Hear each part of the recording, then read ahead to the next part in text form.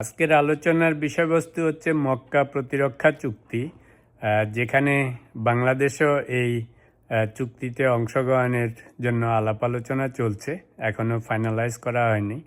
তো আজকে এই মক্কা প্রতিরক্ষা চুক্তি নিয়ে বাংলাদেশের দৃষ্টিকোণ থেকে সুবিধা অসুবিধা কি, এই জিনিসগুলি একটুখানি সংক্ষেপে আলোচনা করব। তো আলোচনায় ঢোকার আগে আসেন একটু টেবিলটা সেট করি যে মক্কা প্রতিরক্ষা চুক্তিটা কি, কারা এর মেম্বার, কিভাবে পরিচালিত হবে, এটার সুবিধা অসুবিধা কি, আর্থিক, কূটনৈতিক, ইন্টারন্যাশনাল, বায়োলেটারাল, এই সমস্ত জিনিস। তো মক্কা প্রতিরক্ষা চুক্তিটা বেসিক্যালি অনেকটা ন্যাটোর আদলে করা হয়েছে। যে ন্যাটো যেরকম আমেরিকা, কানাডা এবং অন্যান্য দেশ আছে, তো চুক্তির মূল উদ্দেশ্য হচ্ছে যে চুক্তির যে মেম্বার কান্ট্রিগুলি আছে, যদি তাদের কোনো একটা দেশের উপর সশস্ত্র হামলা হয় তাহলে ধরে নেওয়া হবে সব মেম্বার কান্ট্রির উপর হামলা হয়েছে। তো এটা হচ্ছে চুক্তির মূল মন্ত্র। তো যেমন বলেছি, এখন সদস্য হচ্ছে সৌদি আরব, তুরস্ক এবং পাকিস্তান। তো নাম শুনে বুঝতে পারতেছেন যে একটু অড কম্বিনেশন, কারণ সৌদি আরব হচ্ছে অনেকটা আমেরিকার অ্যালাই, তুরস্ক আর পাকিস্তান নট সো মাচ। কিন্তু এই কম্বিনেশনে এই চুক্তি হওয়ার পরে হয়তো অনেকে মনে করবেন যে আমেরিকা খুব বেশি পছন্দ করার কথা নয়, কিন্তু আশ্চর্যজনক হইলেও সত্যি যে ট্রাম্প এটাকে স্বাগত জানিয়েছে। তো সেটার কারণ হিসাবে বলেছে যে এই অঞ্চলে যদি এরকম একটা চুক্তি হয়, এরা যদি নিজেদেরকে রক্ষা করে, তাহলে আমেরিকার ডিফেন্সের উপরে বা আমেরিকার যে এই অঞ্চলে এসে সব কিছুতে সাহায্য সহযোগিতা করতে হয় সশস্ত্রভাবে, সেটার উপর চাপ কমবে। তো এটাই হচ্ছে মেইন লজিক। তো অবশ্য আমরা জানি ট্রাম্প অনেক সময় ইনস্ট্যান্ট রিয়াকশন দেন, সেটা পরে আবার চেঞ্জ হতে পারে। যাই হোক, আপাতত ওনারা স্বাগত জানিয়েছেন। তো অবভিয়াসলি বুঝতে পারতেছেন, ইন্টারন্যাশনাল প্লেয়ারদের মধ্যে, বিগ প্লেয়ারদের মধ্যে একদিকে যেমন আমেরিকা আছে, ওদিকে আবার ইসরায়েল আছে, সাথে আমাদের ইন্ডিয়া আছে, ওদিকে রাশিয়া আছে, চায়না আছে। তো সবারই এদিকে নজর আছে।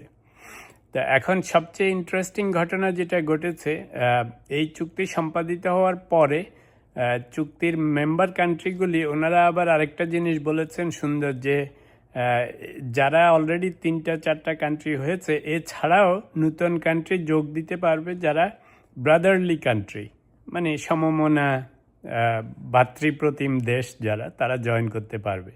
এখানেই বাংলাদেশের জন্য সুযোগ সৃষ্টি হয়েছে। তো কিছুদিন আগে আবার ইরানকে ইনভাইট করেছে। তো দেখেন, এখন সমস্যা আরও ক্রিটিক্যাল হয়ে গেছে, কমপ্লেক্স। যে একদিকে ইরানের সাথে যে ইসরায়েল এবং আমেরিকা যুদ্ধ করছে, সেখানে যদি ইরান এসে এটাতে জোটে, এই মক্কা প্রতিরক্ষা চুক্তিতে, তো এখন ইরানের সাথে যুদ্ধ করে যদি ইসরায়েল এবং আমেরিকা, তাহলে আমাদের এই সৌদি আরব, পাকিস্তান, তুরস্ক আর বাংলাদেশ, এরা কি বলবে যে আমাদের ইরানের উপর হামলা হচ্ছে, এখন আমরা ইসরায়েল এবং আমেরিকার উপর ঝাঁপায় পড়ব? কেমন উদ্ভট একটা ব্যাপার। On the other hand, India মনে করতেছে যদি বাংলাদেশ, পাকিস্তান, এই যে তুরস্ক, এরা যদি এদের সাথে ভিড়ে যায় সৌদি আরবের সাথে, তাহলে ইন্ডিয়ার কি রিয়াকশান হবে? চায়নাও আছে টেনশনে যে এরা এদিক দিয়ে একটা গ্রুপ করে ফেললে। তো এই গ্রুপের সবচাইতে কমপ্লিকেটেড বা ইম্পর্টেন্ট রোল হচ্ছে সৌদি আরবের।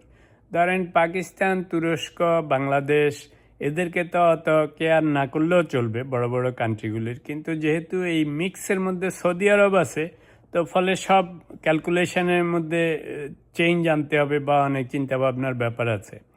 তো এইবার আসেন আমরা একটু আলোচনায় করি যে বাংলাদেশের দৃষ্টিকোণ থেকে কূটনৈতিকভাবে, অর্থনৈতিকভাবে সুবিধা অসুবিধাটা কি।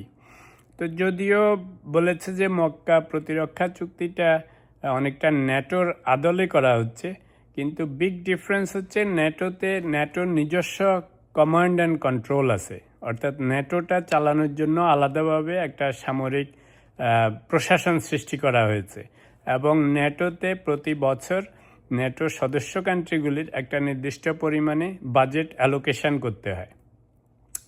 কিন্তু মক্কা প্রতিরক্ষা চুক্তিতে আপাতত আলাদা কোনো কন্ট্রোল অ্যান্ড কমান্ডের কোনো ব্যাপার নেই, আলাদা করে সামরিক সরঞ্জাম সৃষ্টি করার ব্যাপার নেই, এখনও বাজেট অ্যালোকেশনের কথা বলে নেই, এখনও বলে নেই। পরে কি হবে সেটা বুঝতে পারবেন। তো এই হচ্ছে স্ট্রাকচারটা।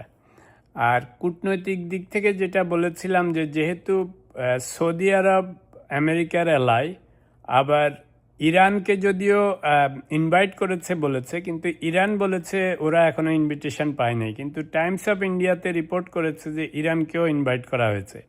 তা আমার ধারণা এখানে ইন্ডিয়া একটুখানি ইনস্টিগেট করতেছে, আমেরিকাকে দেখাচ্ছে যে হে তুমি তো ওয়েলকাম করে বসে আছো সৌদি আরবকে বা এই যে মক্কা প্রতিরক্ষা চুক্তিকে, এর মধ্যে ইরানও এসে ঢুকতেছে।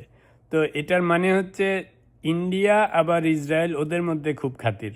তো ইসরায়েল আর আমেরিকার কথা তো না বললেও চলে, ইন্ডিয়া এবং আমেরিকার মধ্যে সম্পর্কের কথা না বললেও চলে। তো বেসিক্যালি ট্রাম্প যদিও দ্রুত বলে ফেলেছে, স্বাগত জানিয়ে ফেলেছে, তো এখন ইরানকে যদি এর মধ্যে নিয়ে আসে, যেটা বললাম যে এখন ইরানের সাথে তো সারাক্ষণই যুদ্ধ লেগে আছে, তো তাহলে কি বাংলাদেশ, তুরস্ক, সৌদি আরব, পাকিস্তান এরা ঝাঁপায় পড়বে? তো এটা আপনাদের উপরেই বিচার রাখলাম। আচ্ছা, তারপরে অর্থনৈতিক দিকটা একটু আসি। সেটা হচ্ছে যে প্রথম দিকে যদিও এখনও কোনো বাজেট অ্যালোকেশন বা অন্য কিছুর কথা বলা নাই, তো সৌদি আরব আপনারা জানেন যে সৌদি আরবের টাকা পয়সা জ্বালানি কোনো কিছুর তার অভাব নেই। আবার পাকিস্তান তুলনামূলকভাবে সামরিক দিক থেকে স্ট্রং, আর তুরস্ক ওদের আবার সামরিক সরঞ্জাম বানানো এইসব জিনিসে ওদের বেশ দক্ষতা আছে। তো বাংলাদেশের দক্ষতা হচ্ছে ম্যান পাওয়ারে, আমাদের সামরিক সরঞ্জাম বেশি নাই, অর্থনৈতিকভাবে আমরা অতটা স্ট্রং না, কিন্তু আমাদের লোকবলের কোনো অভাব নেই। দরকার পড়লে আমাদের সামরিক বাহিনী যেমন জাতিসংঘে বা এখানে ওখানে পিস কিপিংয়ে যায়, সেগুলি হয়তো করতে পারবে। কিন্তু আমার ধারণা অ্যাট সাম পয়েন্ট হয়তো ওরা বলবে যে আপনাদের সামরিকভাবে বাংলাদেশকে ন্যাটোকে থেকে, যেমন আমেরিকা কিছুদিন ধরে ট্রাম্প, কানাডা সহ অন্যদেরকে বলেছে তোমাদের বাজেট বাড়াতে হবে ডিফেন্সের জন্য, খালি আমাদের উপর দিকে তাকিয়ে থাকলে তো হবে না।